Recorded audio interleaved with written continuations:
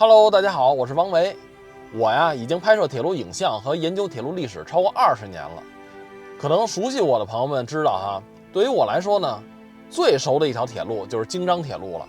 它是由中国铁路之父詹天佑先生作为总工程师自主修建的第一条干线铁路。今天呀，我想带您去京张铁路的起点看看。它在哪儿呢？丰台柳村。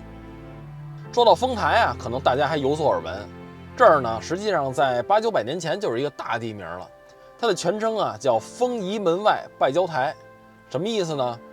这儿啊实际上跟这个天坛的功能差不多，实际上早先是皇帝或者说皇家祭天的地方。到了近代1895年，这个金卢铁路，也就是后来的关内外京凤铁路，从天津展筑至丰台，后来呢延伸到马家铺。这些工程呢都是在丰台一带的地界上。那这柳村是哪儿呢？它又是如何成为京张铁路起点的呢？今天啊，我就带您上这地儿一探究竟。说到这儿，咱们简单回顾一下历史。在1905年，俄国和英国啊，为了争夺这个京张铁路和西北地区的铁路修筑权，争得已经人脑子快打出狗脑子来了。这个时候呢，清廷啊，就这个清政府决定自行修筑京张铁路。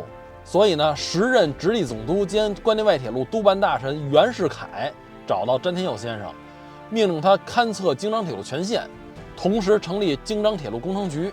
所以呢，在1905年5月10号的时候，詹天佑先生带领团队从丰台柳村向张家口方向开始勘测。那么为什么从这儿开始向北勘测？这京张铁路不是往西北方向去的吗？为什么不从北京城的西北开始勘测呢？这事儿啊，还得从庚子事变说起。在义和团运动之后，1900年11月，八国联军为了加强对东交民巷使馆区的控制，法国、比利时方面啊，将卢宝铁路从卢沟桥延伸到正阳门西。当时英军控制下的关内外铁路也把这个铁路从马家铺延伸到了中轴线上的天坛西门。这个对历史稍微熟悉一些的朋友们可能也知道哈，在1年之后呢，英方把铁路啊延伸到了前门东，也就是今天前门的中国铁道博物馆的所在地。但在那之前呢，实际上还有一版关内外铁路进入北京城的方案，那就是从丰台柳村出岔，往北经由广安门接入京汉铁路，最终抵达京汉路正阳门西车站。但是由于当时铁路啊是按照各条线路划分管理的，而且在1895年甲午战争之后啊，各国列强就用不同的方式控制了各条铁路，本身这个京汉和关内外铁路就不是一回事儿，背后分别是法比集团和英国，更甭说这会儿是庚子事变之后的八国联军占领时期，慈禧太后和光绪皇帝啊都被吓跑了。这八国联军占领了北京城，但是呢，这八国谁也不尿谁，法国和比利时最终也没能允许这个英方的这个关内外铁路啊修到前门西。到了1902年，慈禧太后和光绪皇帝这两宫被袁世凯从正定坐火车接回来之后，打算继续兴办铁路。说到这儿啊，我想问问您有没有观察到一件事儿，就是在中国特别常见的一个现象呢，就是什么好事儿都得是掌权者先享受。咱就说说这铁路吧。除了1865年英国商人铺设的中国第一条铁路，也就是那条被视为妖物且短暂存世的北京宣武门外展示铁路之外，这北京正经八百第一条铁路实际上是在西苑，也就是今天故宫西边的北海、中海的皇家御用铁路。那条铁路呢，实际上是李鸿章为了发展洋务，讨太后老佛爷欢心的。还有就是啊，中国人自主修建的第一条铁路，您注意这定语啊，是铁路，不是干线铁路。那这第一条铁路是哪条呢？实际上是新义铁路，就是从河北高碑店往西到易县梁各庄的清西陵。这是1902年袁世凯派詹天佑作为总工程师，专门给两宫祭祖用的皇家铁路。话说回来，这京张铁路是什么呢？好些人有的说啊，中国第一条铁路京张铁路，实际上这么说不准确。京张铁路啊，是中国人自行修建的第一条干线铁路。这个定语在这儿呢。这京张铁路是1905年动的工，到现在呢已经过去120年了。咱们从上帝视角看哈，这京张铁路通车之后，客货运繁忙啊，然后极大的这个发展了两地的这个交通啊，还有经济，看起来好像跟这个皇家呀没什么关系，但是实际上我跟您说，还真有点关系，而且呢关系大了。在这个1905年修建京张铁路之前啊，实际上朝廷已经动工了这个万寿山支线。哎，这万寿山是哪儿啊？您听这地名万寿山，这个万寿山啊，实际上就在慈禧太后的这个颐和园，也就是著名的佛香阁所在的那座山。等于说这又是一条皇家御用铁路。这慈禧太后从西直门外坐船去颐和园啊，不过瘾了，哎，得坐着皇家专列去。目前啊，这万寿山支线的资料啊还非常少，我呀只在詹天佑日记和书信选里边找到了一些碎片，哎，就是这本书。我给大家啊念一念，你看这书已经让我好家伙几乎快翻烂了哈。我呢对这本书啊真是爱不释手，为什么呢？每当我阅读詹天佑先生的日记，我都能从他的这个字里行间啊体会到他的这个心情，他的所思所想。所以呢，看这本书啊，就好像我在跟詹天佑先生对话一样。我给大家念念啊。他这篇呢是光绪31年4月初7，哎，也就是1905年的5月10号。从丰台开始，重新勘测通往万寿山方向的路线。由张仪门起的碎石路第一段土方工程已经开工，但只是间断的进行。沿线已完工之路基面都已被随意耕种，故全部土方工程必须重做。完工的各段几乎已将路基面找平，因此已做的工程可不再列计划。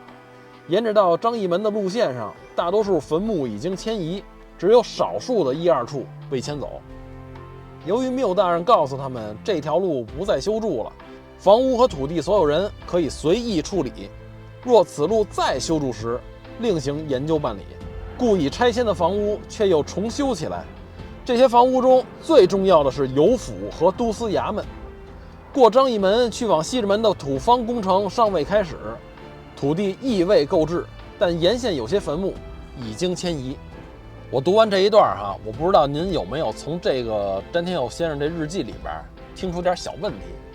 首先咱们解释一下，张仪门实际上是一个金代城门的名称，它的位置呢是在明清北京外城广安门的西边。从老百姓的口头到詹天佑的日记，还都沿用金代的名称来俗称这座明代城门。当然了，这不是关键问题，而问题在哪儿呢？他先说由张仪门起的碎石路第一段土方工程已经开工，后边又说过张仪门去往西直门的土方工程尚未开始。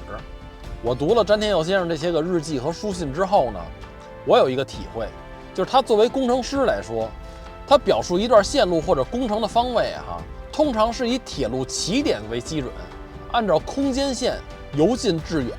所以刚才他前后说的这两段话明显是矛盾的。而事实上，从张仪门开始的路段也不可能是第一段。那块呢，在修京张铁路之前，根本它也没铁路。难道詹天佑先生要在那儿修一个跟哪儿都不连着的这个铁路总站吗？如果真是那样的话，咱话说回来，这何必叫万寿山支线呢？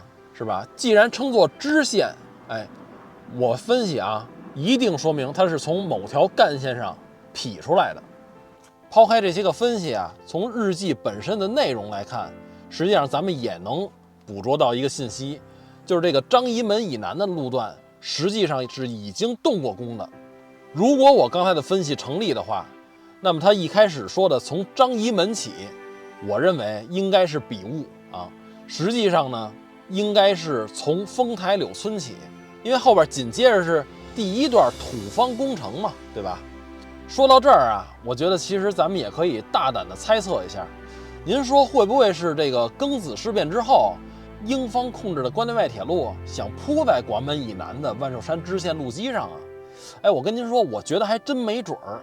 我读完这些文字，我感觉应该是万寿山支线的烂尾工程在先，英方搭便车的这个主意在后。为什么呢？您想想，这之前有人做了大量的工作了，我这一铺铁轨，好家伙，这就通车了，这多方便也用不着去买地，用不着去干嘛的了，是吧？这肯定很方便。不过咱先甭着急，咱也换一个角度想想，如果是英方仅仅出了个方案，后来没实施，然后中国这边呢沿用这个方案，修了半截万寿山支线烂尾了，或者因为这个庚子事变戛然终止了，也有可能。但是我自己觉得啊，纯属个人意见了啊，我觉得可能有点说不过去。一是那会儿英方参与的关内外铁路啊，在庚子事变之前的1897年就有了这个北京总站了，也就是永定门和右安门外的马家铺车站。庚子事变之后呢，英军和俄军把铁路从马家铺延伸到了永定门以内的天坛西门，这个是史实哈。甚至我看英国工程师的日记里边记载，他们还想沿着前门大街把铁路从天坛延伸到前门。那样的话，您想想，好家伙，前门外几乎是北京城最繁华的地方了，什么天桥啦啊，是吧？那个前门外那些个什么大石栏这那，全在这条铁路规划的这个范围之内，那得拆多少民房啊，是吧？引发多少这个民愤啊，是吧？所以您看，即便他们想着从天坛把铁路修到前门，都没用这个柳村到广安门的这个方案，所以我个人判断呢，柳村经由广安门衔接京汉路的这个方案，应该是产生于1900年11月京汉路通至前门车站之后，英方要将铁路修入北京城的时候考虑的方案。当然，后来这关内外铁路最终还是在1900年12月9号修到了天坛。所以您看，从柳村到广安门，还有这个京汉路的西便门到前门，这几乎啊都是现成的路线，几乎都用不太着挖开土地重新垫那些大石头小石头，是吧？铺设路基，只要英方跟法国比利时集团一协商好，那就是铺一条铁路的事儿，就是一接轨，是吧？实际上在我看来啊，这应该就是一偷懒方案，但最终咱们从史实来看啊，英方啊最终还是选择在1901年11月从马家铺把这铁路啊经由永定门向东，从左安门西侧穿入外城城墙，经过广渠门内、东便门内，捋着内城护城河往西，穿过被八国联军轰塌了的崇文门，抵达正阳门东车站。您看这条路线哈，这可几乎都是在当时英方占领的区域内修筑的铁路。您看过了这永定门，这可都是新开辟的路段啊，所以从英方后来的这个行为也可以判断出来，他们这个偷懒方案告吹了。值得一提的呀，是1901年11月建成铁路的这个东便门到永定门这段，至今还在沿用。现在呢，它还是进出北京站的要道。咱们把两种可能性都推测了一遍。说到这儿呢，我个人啊有一个大胆的猜测，我觉得这个万寿山支线啊，可能是开工于光绪26年，也就是1900年庚子事变之前。它的停工的原因呢，我觉得大概率非常有可能是因为义和团运动。当然现在能够找到的资料啊实在是太少。我呢还会继续挖掘历史的真相。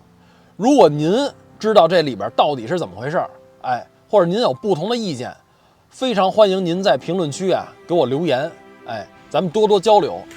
下一集咱们继续探讨京张铁路的起点柳村，欢迎您给我评论，也欢迎您关注我，您的支持对我来说啊非常重要。得，那咱先聊这么多，下回咱接茬边走边聊。